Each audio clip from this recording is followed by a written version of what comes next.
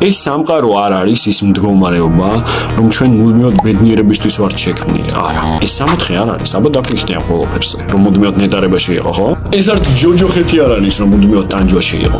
შენ ცხოვრებაში აუცილებლად იქნება ბედნიერი მომენტები და შენ ცხოვრებაში აუცილებლად იქნება ნეგატიური მომენტები. მაგრამ ეს მდგომარეობა მუდმივი აქ არასოდეს არ იქნება.